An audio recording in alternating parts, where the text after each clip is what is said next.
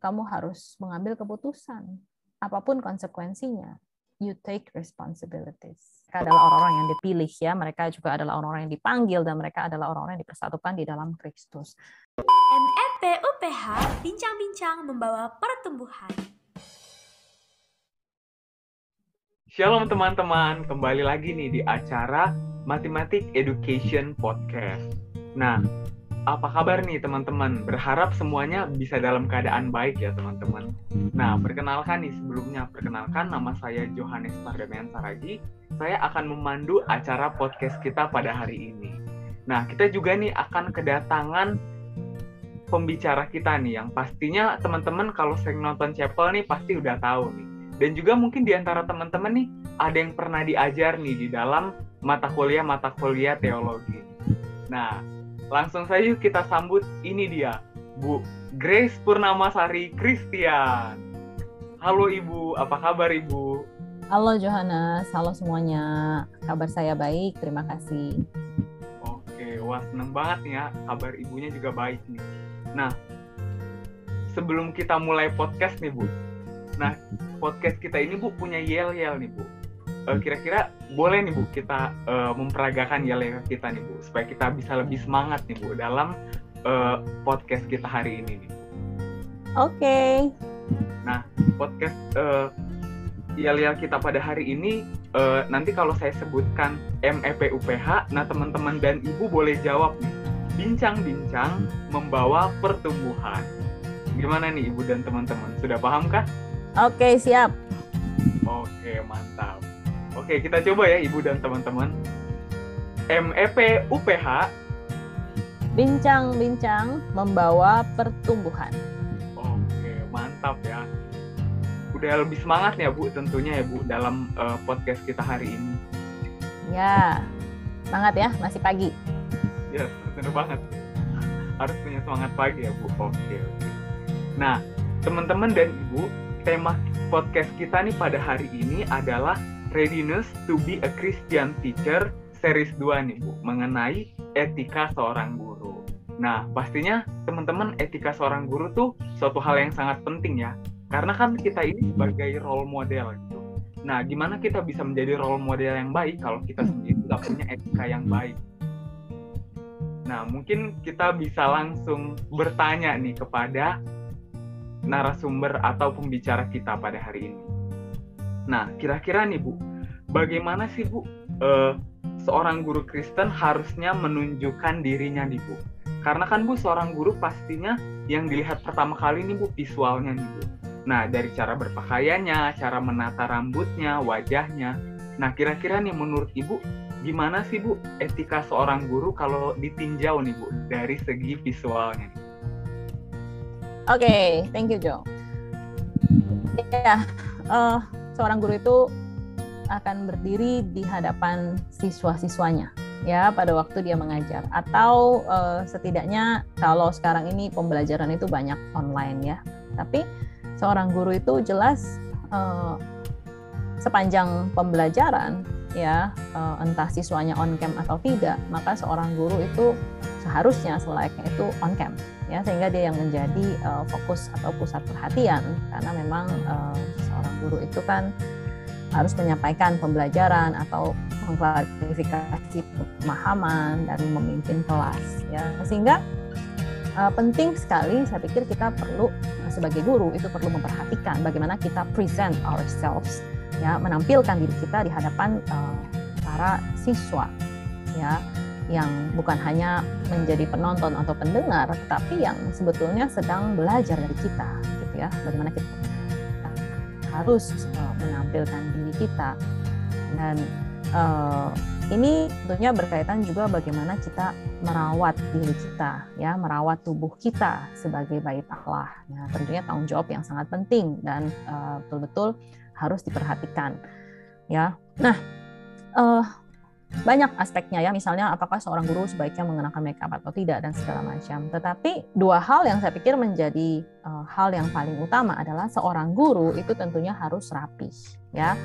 Seorang guru itu harus rapi ya, kerapihan itu menjadi standar utama ya. Itu sebabnya guru biasanya juga kan harus mengenakan seragam, ya supaya apa ya, supaya rapi, ya semuanya seragam.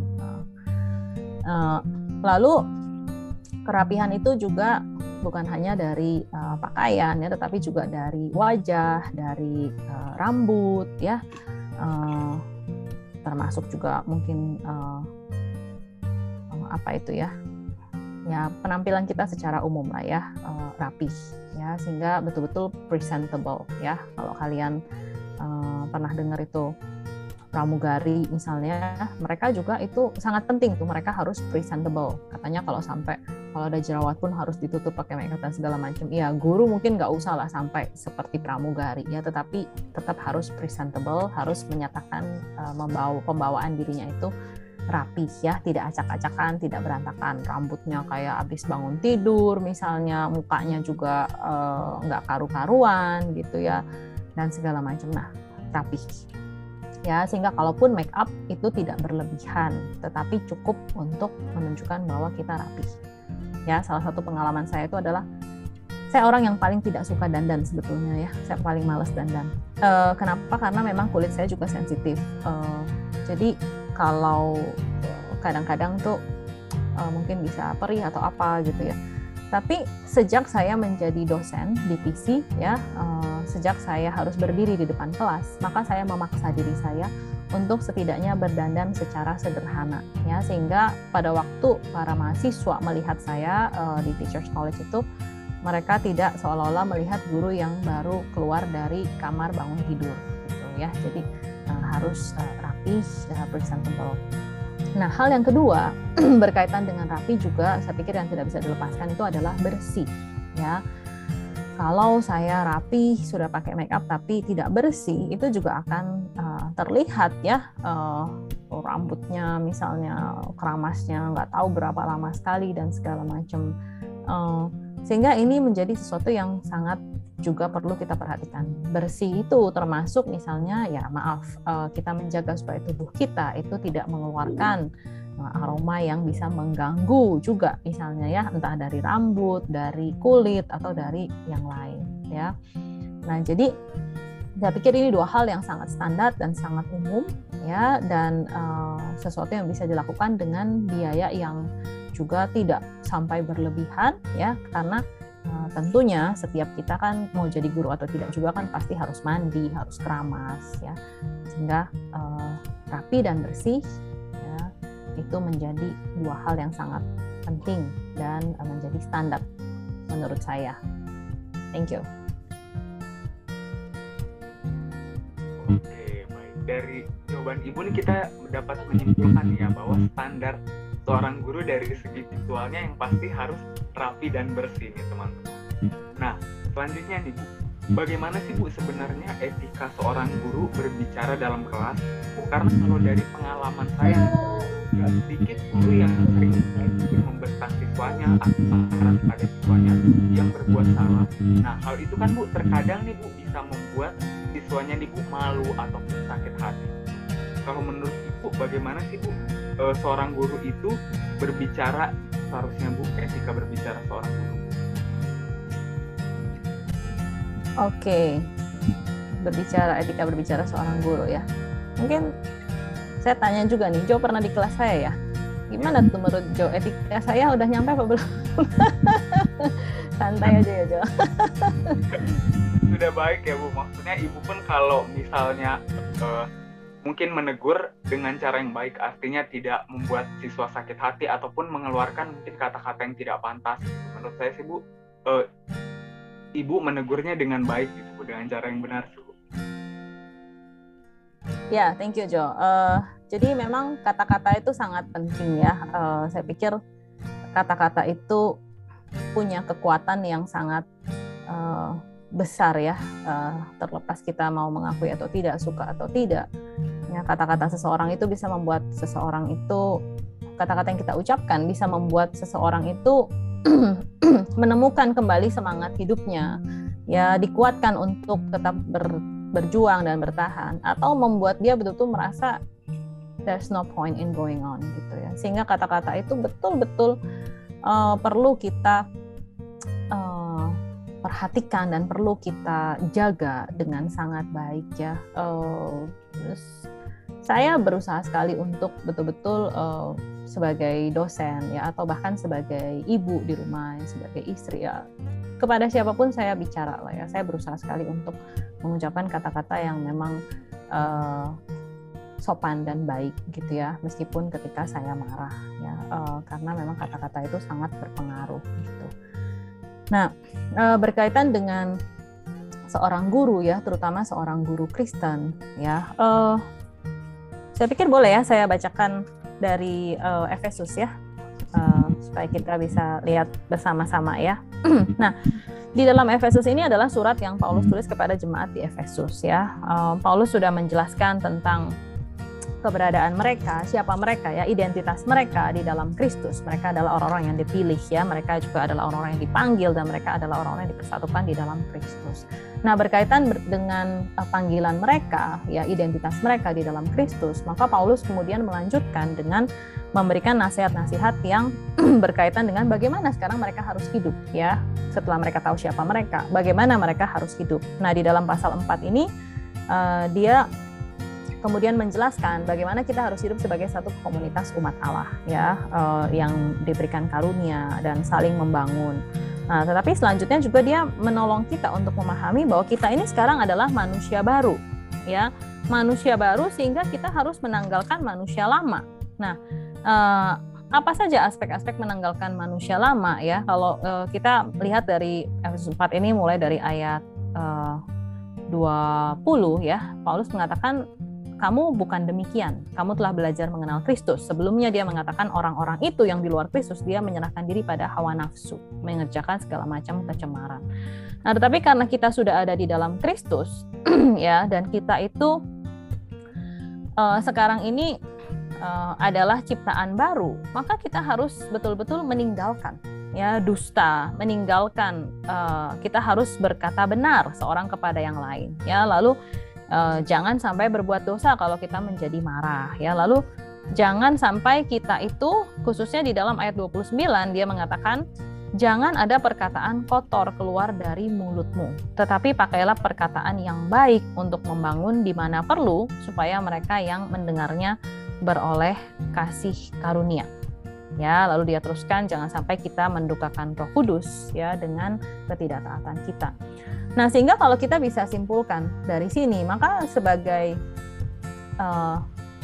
orang Kristen ya, ini aja orang Kristen saja ya, bukan guru Kristen, itu kita harus betul-betul memperhatikan supaya jangan sampai ada perkataan kotor, bukan sekedar soal mengumpat atau mengucapkan kata-kata yang tidak senonoh ya, tetapi bicara soal kata-kata yang tidak membangun, kata-kata yang tidak pantas untuk digunakan lagi, karena kita sekarang ini bukan lagi orang-orang yang dikendalikan oleh dan diperbudak oleh dosa dan hawa nafsu, tetapi kita adalah manusia baru yang sedang terus-menerus diubahkan menjadi serupa dengan Kristus. Sehingga perkataan kita tentunya tidak seharusnya itu tidak mencerminkan siapa kita. Bagaimana mungkin kita yang sekarang ini adalah ciptaan baru di dalam Kristus, maka kita masih menggunakan kata-kata yang kata sapros itu ya, kata kotor itu merujuk sebetulnya kepada sesuatu yang sudah membusuk ya, maaf, bangkai atau binatang atau tumbuhan yang sudah busuk, yang sudah tidak pantas, atau sesuatu yang sudah outdated, yang sudah tidak pantas lagi digunakan begitu ya. Nah, sehingga seorang guru apalagi ya, saya pikir harus memperhatikan supaya kata-katanya itu menyatakan kebenaran dan kekudusan ya. Itu ada di dalam ayat 24 tadi ya, dan mengenakan manusia baru yang telah diciptakan menurut kehendak Allah di dalam kebenaran dan kekudusan yang sesungguhnya. Sehingga kebenaran dan kekudusan itu seharusnya mencirikan perkataan kita ya, bukan hanya terhadap siswa kita, tetapi juga terhadap satu sama lain, terhadap keluarga kita, bahkan terhadap orang luar ya. Kalau kita melihat juga di dalam Kolose itu dikatakan terhadap orang luar, kita juga maksudnya orang-orang yang belum percaya, orang-orang yang belum mengenal Kristus. Nah, termasuk siswa kita juga mungkin ya, ada banyak yang dari mereka yang mungkin dari keluarga yang bukan Kristen, mereka belum mengenal Tuhan. Bagaimana seharusnya kita berbicara kepada mereka? Ya, kita harus penuh hikmat ya, bahkan dikatakan seasoned with salt. Jadi kalau kita makan itu kan kalau nggak ada garamnya nggak enak ya. Nah, kata-kata kita juga harus betul-betul memberikan satu apa itu namanya? Memberikan satu menciptakan sesuatu yang membuat pendengarnya itu betul-betul merasakan ya satu keindahan gitu ya, satu kebaikan, satu ketulusan ya, satu kebenaran, kesucian ya, semua yang menjadi cerminan dari kesempurnaan Allah ya, yang seharusnya juga menjadi bagian dari kita sebagai umat Allah ya, karena kita terus diperbarui ya, sehingga saya pikir itu ya, kata-kata kita itu baik pada waktu kita marah, pada waktu kita mengajar, pada waktu kita menyampaikan materi atau pengajaran, kita juga seharusnya betul-betul menyampaikannya itu dengan didasarkan pada kebenaran ya. Kalau ada sesuatu yang mungkin kita masih ragu, kita belum sungguh-sungguh menguasai, kita juga tidak boleh, kita juga mungkin perlu dengan rendah hati mengatakan bahwa ini adalah sesuatu yang saya masih harus pelajari lagi, sesuatu yang saya sebetulnya masih ragu dan saya masih harus mempelajari lagi ya, saya tidak yakin atau bagaimana ya.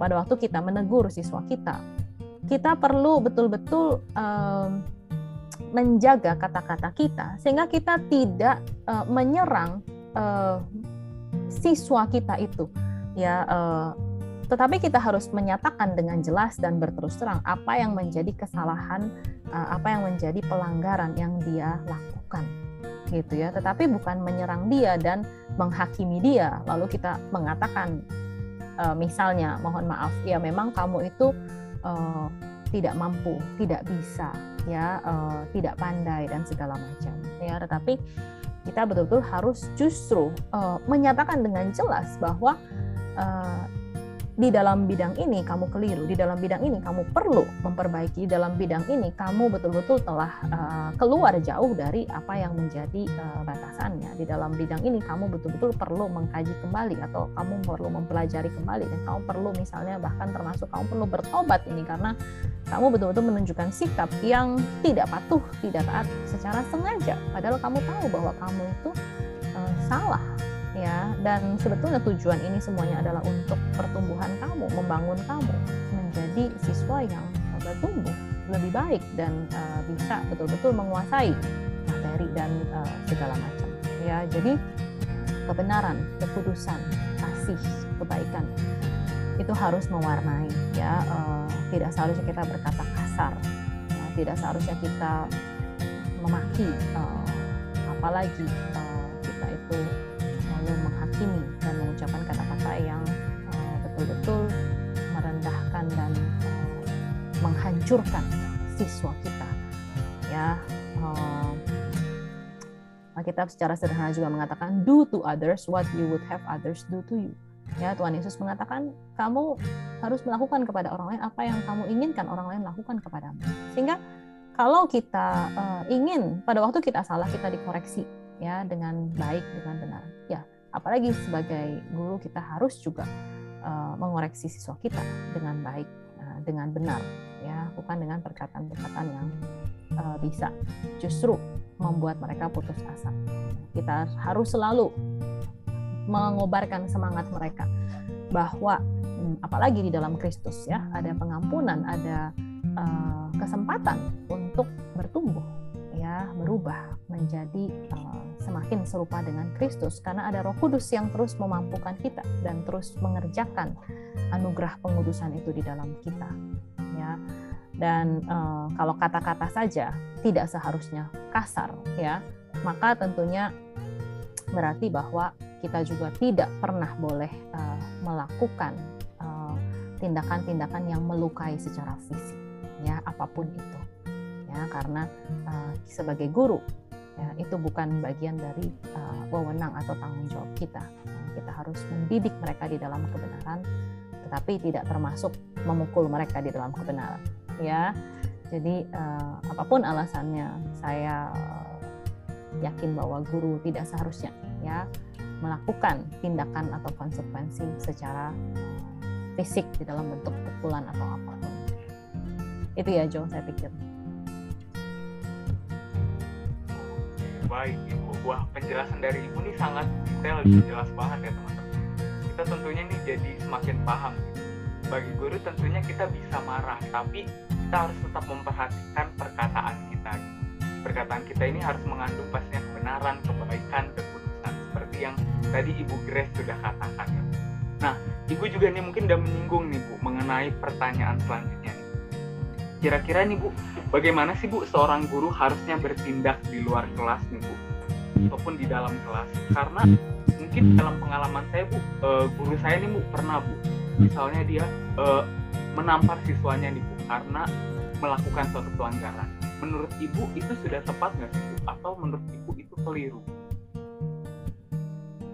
Ya, seperti yang saya katakan ya, saya pikir seorang guru tidak berhak ya dan tidak punya wewenang di dalam aspek itu ya untuk melakukan kekerasan apapun istilah dia ya, mendidik,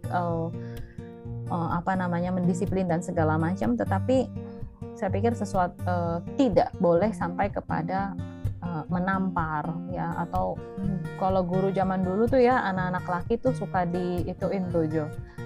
Sini tuh yang rambut di sini yang sedikit itu ya ditarik sampai ke atas gitu ya, atau bahkan termasuk menjewer gitu ya, karena itu kepala kita ini ya ini ada banyak saraf yang sangat merupakan saraf yang sangat penting ya, sangat sensitif dan sangat vital gitu ya, dan itu berbahaya sekali, apalagi kalau hukuman fisik itu dilakukan dalam keadaan emosi yang menguasai gitu ya, apapun istilahnya begitu.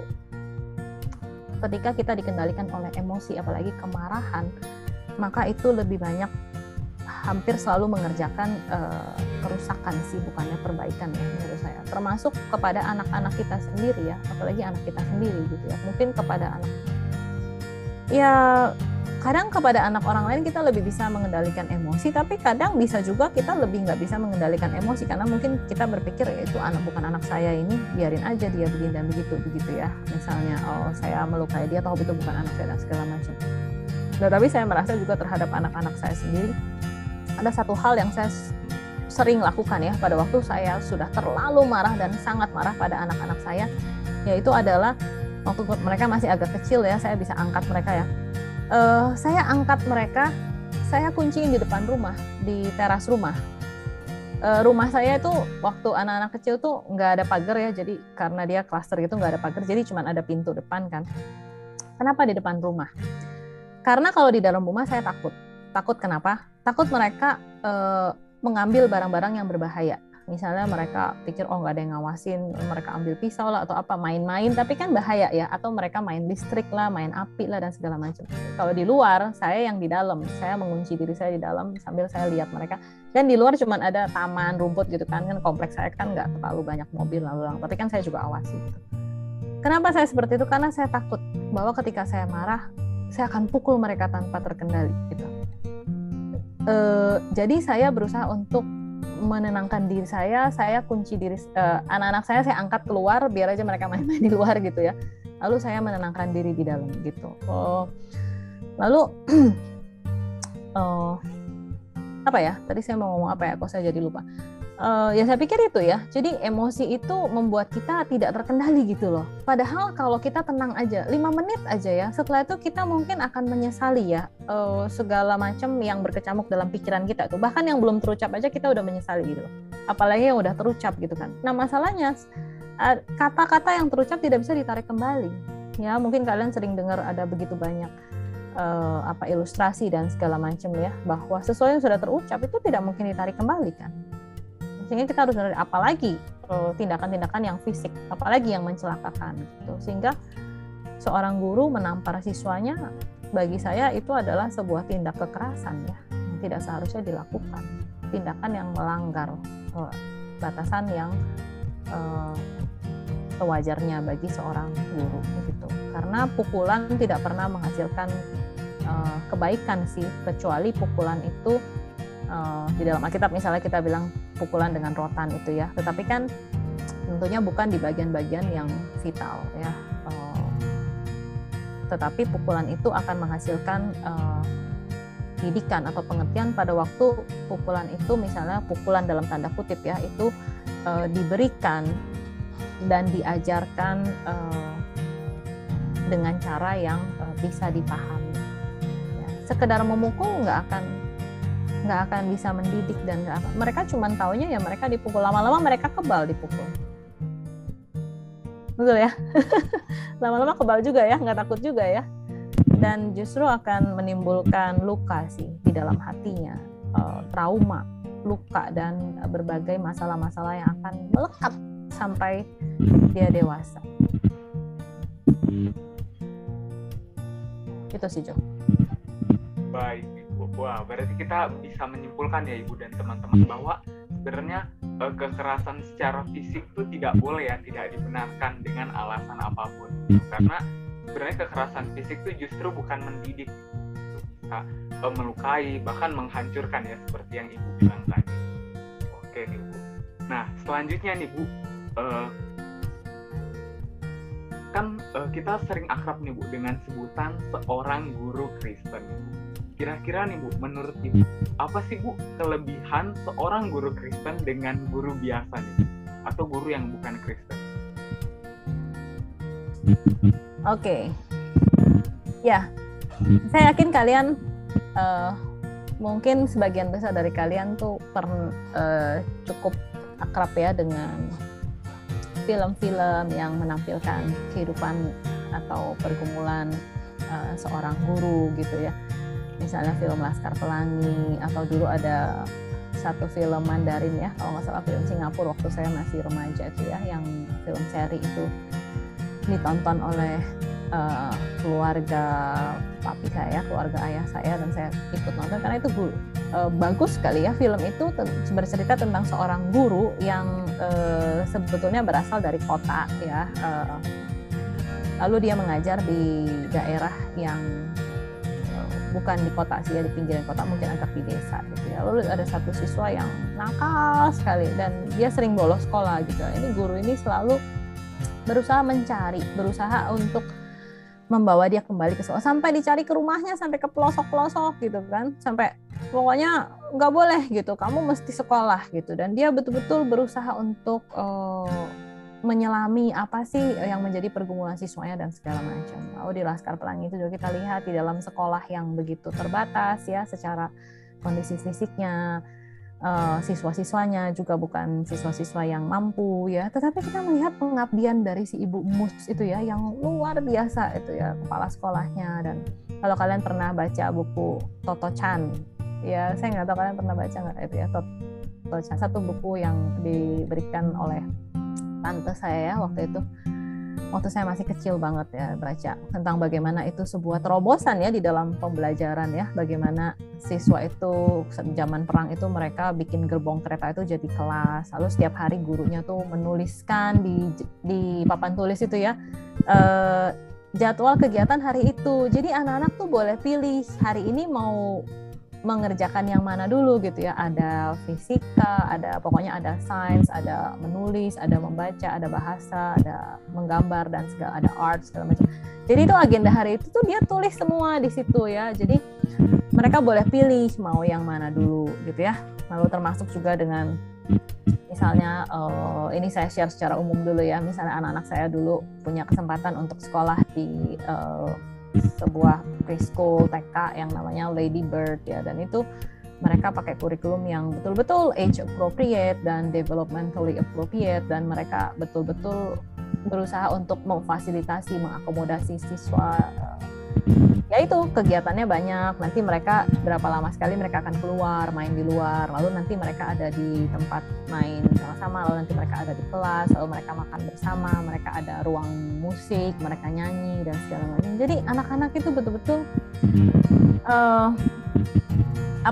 bisa menikmati gitu pembelajaran ya, bukan sekedar datang ke kelas muridnya udah begitu banyak, gurunya juga sampai udah pusing gitu kan, mau diapain ini anak begini banyak dan segala macam ya, sampai akhirnya siswanya stres ya, banyak siswa yang mogok belum nyampe sekolah aja udah sakit perut gitu kan dan segala macam. Jadi nah kita melihat ya bahwa di dalam sistem pendidikan ini secara umum, maka banyak sekali, bukan cuma sistem pendidikan ya, tapi kalau kita spesifik lagi kembali ke dalam konteks kita sebagai guru, sebetulnya kan bukan cuma guru Kristen ya yang mengerti bagaimana menjadi guru gitu ya, bagaimana memperlakukan siswa, bagaimana mendidik siswa, mempersiapkan pelajaran dengan baik, memperlengkapi dirinya supaya dia bisa selalu menjalankan tugasnya secara profesional, baik dari segi pengetahuan, kemampuan, dan segala macam keterampilan. Nah, lalu apa yang seharusnya membedakan? Nah, saya pikir semua yang saya ceritakan tadi ya, yang terjadi bukan hanya di dalam lingkup kekristenan, ya, semua yang saya ceritakan tadi, itu kita harus melihat semuanya itu di dalam konteks anugerah umum Allah, ya, anugerah umum Allah. Allah di dalam kebaikannya, ya, Allah memelihara dunia ciptaannya yang sudah jatuh ke dalam dosa, sehingga bahkan di tengah dunia yang berdosa, kita melihat bahwa di dalam kerusakan total yang terjadi karena dosa, ya, maksudnya meskipun seluruh dunia ini semua manusia dicemari oleh dosa, kita melihat manusia tidak menjadi sejahat-jahatnya, ya, dan dunia ini tidak menjadi dunia yang seolah-olah hanya dihuni oleh iblis-iblis gitu ya. Kita melihat masih ada banyak talenta, karunia, kemampuan, kebaikan antar sesama manusia. Bagaimana kita harus memandang itu semua ya? Kita harus melihat bahwa itu adalah kebaikan Allah yang dinyatakan, ya, bukan karena manusia-manusia ini baik, ya, sehingga sebetulnya mereka bisa juga kok sebenarnya diselamatkan. Bukan seperti itu, ya. Tetapi kita melihat bahwa ini adalah kebaikan Tuhan yang dinyatakan. Nah, secara umum, ya, Roh Kudus itu memampukan, memberikan karunia, kemampuan pada orang-orang ini seperti ini, sehingga dunia ini tetap bisa dipelihara oleh Tuhan, ditopang oleh Tuhan, ya, di dalam karya pemulihannya sampai kepada nanti pada saat ketika Tuhan Yesus datang kembali. Ya, di dalam konteks yang sekarang ini, Roh Kudus masih mengekang dosa, ya, memberikan karunia-karunia kepada mereka yang bukan orang Kristen, sehingga mereka tetap bisa membangun peradaban, ya, membangun keluarga, membangun pemerintahan dan segala macam, ya. Kita melihat bahwa ada orang-orang yang bukan orang Kristen yang punya kepedulian terhadap lingkungan dan segala macam, ya, gerakan Greenpeace dan segala macam. Nah, tetapi bagaimana seharusnya, di mana keunikan kita sebagai umat Allah, ya, yang menerima anugerah khusus, yaitu anugerah keselamatan? Ya, saya pikir seperti yang tadi sudah saya sempat jelaskan sedikit, yaitu bahwa perbedaannya tentulah tidak bisa dilepaskan dari natur kita, ya, yang sekarang ini sudah dilahirbarukan, ya. Seorang guru Kristen yang sesungguhnya seharusnya adalah seorang yang adalah murid Kristus, seorang yang adalah milik Kristus, seorang yang sudah dilahirbarukan menjadi bagian di dalam kerajaan Allah, ya, umat Allah, keluarga Allah, ya, sehingga kita adalah orang-orang yang sekarang ini sedang terus-menerus diubahkan oleh Allah untuk menggenapi rancangan Allah yang sempurna bagi umatnya, bagi dunia ciptaannya, ya. Sehingga kalau mau dirangkumkan di dalam satu kalimat, ya, menggabungkan apa yang istilah coram deo misalnya yang dikatakan oleh John Calvin dan apa yang menjadi tujuan utama kita yang disampaikan oleh yang dirangkumkan oleh si Shorter Catechism, ya, katekismus singkat itu. What is the chief end of man? Ya, apa tujuan utama dari hidup manusia itu adalah to glorify God and to enjoy Him forever. Kalau digabungkan, maka saya melihat bahwa guru Kristen itu seharusnya adalah orang-orang yang menyadari bahwa dia seharusnya menjalani setiap saat di dalam kehidupannya itu, ya, living every moment of their lives, ya, in the presence of the living God, ya, di dalam hadirat atau di hadapan Allah yang hidup, Allah yang telah menciptakan, menebus, memelihara dan sedang memulihkan segala sesuatu dan akan datang kembali, ya, di dalam Kristus akan datang kembali membawa semuanya kepada pemulihan yang sempurna, langit baru dan bumi yang baru. Sehingga di dalam konteks ini maka tujuan kita seharusnya pada waktu kita mengajar itu bukan sekedar untuk menjalankan tugas kita, bukan sekedar untuk mencari penghidupan yang layak, tetapi betul-betul, ya, to enjoy and glorify God forever, gitu, ya. Nah, kalau bicara living every moment, kok Ibu bicaranya guru tapi living every moment sih? Ya, karena saya percaya bahwa profesi kita, pekerjaan kita tidak bisa dilepaskan dari diri kita dan hidup kita ya, sehingga tidak bisa itu hanya menjadi sesuatu yang kita lakukan di kantor tapi tidak kita lakukan di rumah begitu. Tidak bisa itu sesuatu yang hanya kita lakukan di hadapan murid-murid kita, tapi kalau udah selesai jam sekolah atau selesai jam kuliah lalu kita bisa hidup sesuka kita gitu. Kan udah nggak di kelas gitu ya, kan udah nggak di sekolah.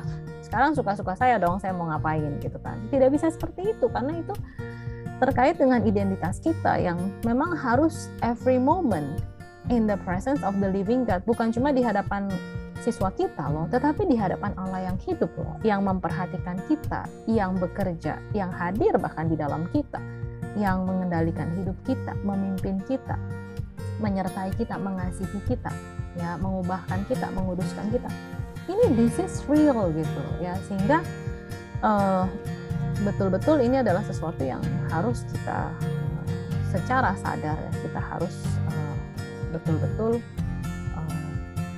menjalaninya ya. Tuhan itu melihat, dan segala yang kita lakukan apapun itu ya, itu harus kita lakukan untuk kemuliaan Allah ya. Kalau kamu ingat di dalam 1 Korintus 10 ayat 31, apapun yang kamu lakukan, jika kamu makan atau jika kamu minum atau jika kamu melakukan sesuatu yang lain, lakukanlah semuanya itu untuk kemuliaan Allah ya. Atau di dalam Kolose juga dikatakan, lakukan pekerjaanmu bukan hanya untuk manusia tetapi untuk Tuhan ya. Ada banyak ilustrasi itu.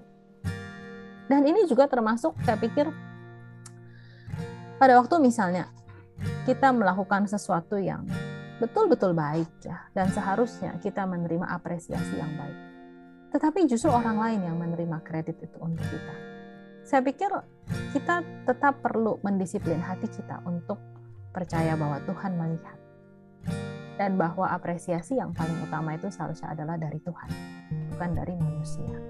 Ya, orang mencuri karya kita, orang mencuri pujian yang seharusnya kita dapat dan mengaku itu sebagai miliknya. Ya nggak apa-apa gitu. Kita tidak harus berhenti melakukan itu, karena kita memang melakukannya bukan cuma untuk dapat pujian atau dapat kredit, tetapi kita melakukannya sebagai pertanggungjawaban hidup dan iman kita kepada Tuhan. Termasuk pada waktu kita disalah mengerti, pada waktu kita merasa kita sudah melakukan apa yang kita yakin sesuai dengan firman Tuhan, tetapi kita justru difitnah, kita justru disalah mengerti, kita bahkan menerima konsekuensi yang tidak seharusnya kita terima ya. Saya pikir kita tetap bisa percaya bahwa Tuhan melihat dan Tuhan tahu, dan Tuhan yang akan menyatakan itu pada waktunya dan dengan caranya gitu ya. Sehingga pada waktu kita berinteraksi dengan siswa kita, pada waktu kita melakukan pengorbanan yang mungkin tidak banyak orang yang tahu, tapi Tuhan tahu, Tuhan melihat ya. Jangan pernah berpikir bahwa tidak ada yang tahu, karena Tuhan tahu, dan sesekali Tuhan menyatakan itu juga kepada orang-orang di sekeliling kita ya, sehingga Tuhan akan menghibur kita ya. Tuhan akan memberi kesempatan kita juga untuk mendapatkan penghargaan yang memang selayaknya kita terima.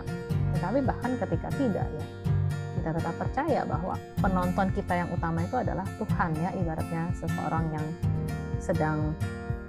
sudah mempersiapkan diri dengan baik, bermain dalam sebuah konser tunggal, lalu semua penonton bertepuk tangan dan berdiri, tetapi dia belum puas dan dia belum merasa tenang sebelum ada satu orang yang duduk di ujung sana, di pojok sana itu berdiri dan betul-betul mengangguk ya, tanda bahwa dia betul-betul mengakui bahwa kita sudah melakukan yang terbaik. Nah, siapa orang itu?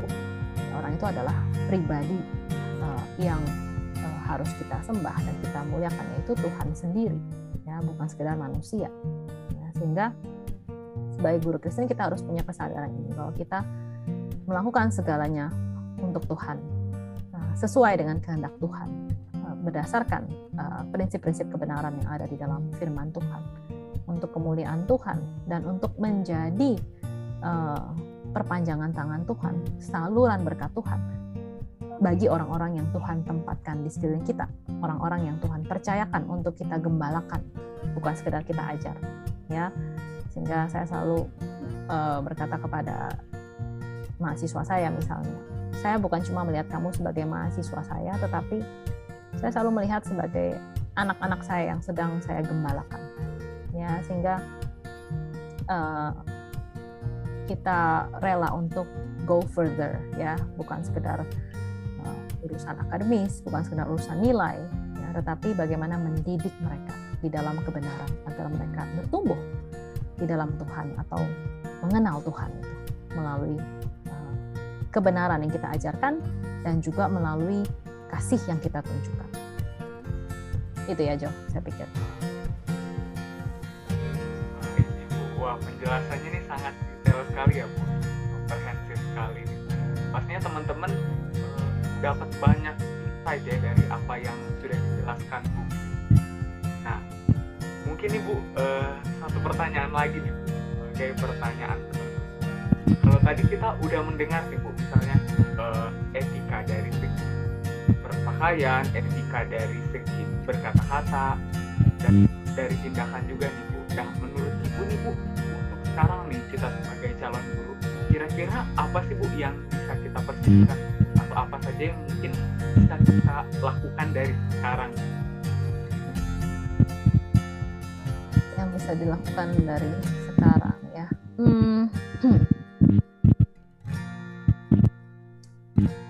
Ya, saya pikir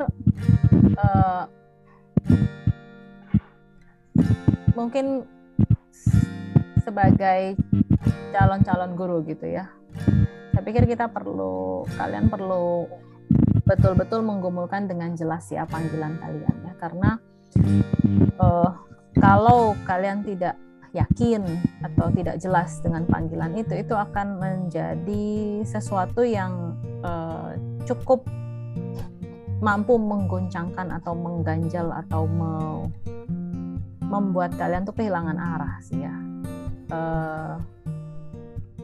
Menemukan panggilan itu memang tidak mudah ya. Tidak berarti semua yang ada di Teachers College itu merasa terpanggil jadi guru gitu ya. Benar nggak, Jo ya? Benar ya. Saya bicara dengan beberapa mahasiswa misalnya yang waktu itu sempat ada masalah di kelas misalnya, dan ada yang misalnya mengatakan, saya sebenarnya terpaksa, Bu, masuk ke sini karena orang tua saya yang mau gitu, bukan saya yang mau. Saya nggak mau jadi guru. Dan saya mengatakan, ya oke, gitu, that's the truth, that's the fact. Itu sebuah fakta, itu sebuah kebenaran. Tetapi ya waktu saya bicara gitu, saya katakan, tetapi inilah yang terjadi sekarang di dalam pemeliharaan Tuhan. Kamu ada di sini, sehingga kamu harus mempertanggungjawabkan hidupmu di hadapan Tuhan, dan melihat ini sebagai kesempatan yang Tuhan berikan kepada kamu untuk mempersiapkan dirimu bagi masa depanmu. Karena tidak semua orang juga mendapatkan kesempatan ini, gitu. Sehingga saya pikir ya apapun pergumulan kalian, ya, entah kalian masuk ke TC karena keinginan sendiri, karena memang merasa terpanggil menjadi guru, atau karena terpaksa nggak ada kesempatan untuk berkata tidak, atau karena pinginnya yang lain tapi nggak dapat kesempatan dan segala macam. Well, you have to kalian harus menghargai kesempatan ya, sebagai sesuatu yang memang Tuhan izinkan terjadi di dalam hidupmu, sebagai sesuatu yang memang menjadi bagian dari pembentukan Tuhan di dalam hidupmu ya, dan kamu harus do your best karena ini hidupmu yang harus kamu pertanggungjawabkan di hadapan Tuhan gitu. Jadi salah satu tanda kedewasaan adalah when you take responsibilities ya, kamu berani bertanggung jawab. Apapun yang membawa kamu ke TC, sekarang ini kamu ada di TC. Dan itu berarti kamu harus bertanggung jawab.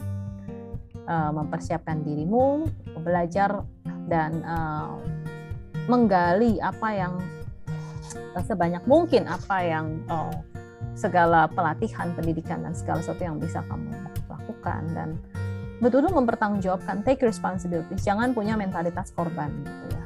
Korban itu kan tidak berdaya. Kamu kan berdaya loh, karena kamu diberdayakan oleh Roh Kudus, kamu dimampukan oleh Tuhan, ya. Dan kamu sedang dididik, dibentuk.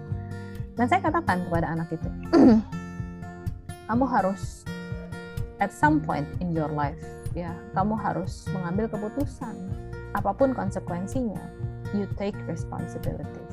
Kalau memang kamu rasa di sini bukan tempat kamu, ya kamu harus berani memperjuangkan itu dan mengambil konsekuensinya. Dan ketika kamu melangkah, don't look back. Itu ya, jadi saya rasa mahasiswa TC perlu belajar bertanggung jawab ya, bertanggung jawab atas dirinya, atas hidupnya, dan juga atas lingkungannya ya, karena keputusan kita tidak pernah hanya melibatkan kita, tetapi melibatkan komunitas di mana Tuhan menempatkan kita ya, termasuk misalnya yang paling dekat adalah keluarga kita. Dan kesalahan kita juga tidak pernah ada di dalam ruang hampa. Kesalahan kita itu selalu membawa akibat bagi orang-orang di sekeliling kita, terutama bagi orang-orang yang sangat dekat dengan kita dan sangat mengasihi kita, orang tua kita, keluarga kita. Nah, sehingga memang kita ditempatkan Tuhan untuk hidup dalam sebuah komunitas ya. No man is an island, itu kan kata-kata yang terkenal. Kita bukan pulau. Jadi nggak bisa kamu mengatakan this is my life. Terserah saya dong, saya mau melakukan apapun dan segala macam. Ya fine sih kalau kamu hidup sebatang kara in the jungle ya. Even that itu kan berpengaruh apa yang kamu lakukan ya. Kalau kamu merusak lingkungan dan segala macam, ini nggak bisa. Ini hidupmu betul. Itu berarti kamu diberikan oleh Tuhan kesempatan untuk mempertanggungjawabkan hidupmu, mempertanggungjawabkan pilihan. Ya, jadi itu. Lalu yang kedua, saya pikir mahasiswa TC juga perlu mempersiapkan diri di dalam konteks pergaulan. Ya, menjaga diri dengan baik di dalam hidup di dalam kebenaran dan kekudusan. Ya, kalian ada dalam konteks yang unik. Kalian ada di dalam asrama, ya satu komunitas yang unik sekali sih ya, dimana kalian ada bersama-sama sepanjang hari gitu ya. Sehingga ketika kalian tidak peka terhadap hal-hal yang dapat membahayakan diri kalian maupun orang lain, maka mudah sekali kalian akan terjerumus ke dalam pergaulan atau relasi yang justru akan membawa kehancuran. Ya, nah bagaimana kalian membawa diri kalian, bagaimana kalian menjaga diri kalian, dan bagaimana terutama yang menurut saya paling penting, how you respect yourself and other people. Itu yang seharusnya menentukan interaksi kalian ya, terutama dengan lawan jenis. Dan ini menjadi sebuah latihan. Kalau nanti kalian diutus ke sekolah, ya, di mana tidak ada lagi DPA, tidak ada lagi dosen yang akan mungkin seperti Ibu Grace gitu ya, yang menegur kalian, panggil kalian gitu ya, lalu diceramahi gitu ya. Ya, jadi it's a blessing loh. Kalau menurut saya kalian ada di lingkungan TC di mana ada dosen-dosen yang memperhatikan kalian, ada dorm parent ya, ada rekan-rekan senior dan segala macam itu. So learn to show respect for yourself and for other people. Ya, menjaga sejauh mana kalian bisa bergaul dengan sopan. Ya, terutama terhadap lawan jenis. Ya, menjaga jarak, menjaga interaksi secara fisik itu, saya pikir itu penting sekali. Ya, jangan sembarangan pegang sana, pegang sini, rangkul sana, rangkul sini, gandeng sana, gandeng sini, gitu ya. Apalagi kalian itu akan menjadi guru, ya kan? Bagaimana kalian memperlakukan siswa kalian nanti itu juga sangat penting, sangat menentukan perjalanan kalian, masa depan kalian. Gitu. Sehingga saya pikir itu ya, jangan sampai kalian nanti menghadapi berbagai hal yang tidak seharusnya kalian tanggung, ya, hanya karena kecerobohan dan sikap-sikap dan tindakan-tindakan kalian yang betul-betul tidak bijaksana, ya. Jadi saya percaya sekali bahwa how you treat yourself and how you treat other people itu menunjukkan sejauh mana kamu menghormati dan menghargai dirimu sendiri dan orang lain juga, ya. Jadi apalagi ya, saya pikir kalian perlu menggunakan setiap kesempatan yang ada untuk betul-betul memperlengkapi diri dengan berbagai hal yang memang diperlukan ya sebagai seorang guru. Menggunakan waktu untuk belajar, menggunakan fasilitas yang ada, baik untuk olahraga, untuk mempelajari materi di perpustakaan, ya. Belajar untuk mendisiplin diri untuk menyusun jadwal ya setiap hari. Lebih baik kamu susun tapi ada beberapa yang gagal daripada tidak kamu susun sama sekali ya, lalu kamu menjalani hari itu begitu saja, makin banyak gagalnya. Betul nggak, Jo? Mendingan menjadwalkan ya. Jadi belajarlah menyusun jadwal. Percayalah, pergumulan dengan jadwal itu bukan hanya pada waktu kamu di PC ya, tapi pada waktu nanti kamu berkeluarga. Itu jangan merasa bahwa hidup kamu ini udah susah banget, sibuk banget dan segala macam. Belum, kamu masih ngurus dirimu sendiri, makanmu masih disediakan 3 kali. Someday nobody will care for your food, ya kan? Kamu yang harus urus sendiri semuanya. Dan kalau Tuhan memberi kesempatan kamu berkeluarga, itu tanggung jawabmu nambah lagi. Bukan cuma dirimu, tapi keluargamu. Ya, jadi lihatlah ini semua sebagai latihan, sebagai kesempatan yang Tuhan berikan kamu mempersiapkan dirimu dengan baik untuk pada waktunya nanti ya kamu betul-betul menerima tanggung jawab yang lebih besar. Jangan pikir buru-buru mau lulus dari TV supaya lebih enak hidupnya. Salah itu ya, kamu menipu dirimu sendiri. Keluar dari TV means greater responsibilities. Ya, keluar dari TV berarti dibutuhkan tanggung jawab dan kedewasaan yang lebih besar. Karena kamu akan menghadapi berbagai hal yang jauh lebih kompleks, jauh lebih sulit, jauh lebih berat daripada yang sekarang. Gitu ya, Jo.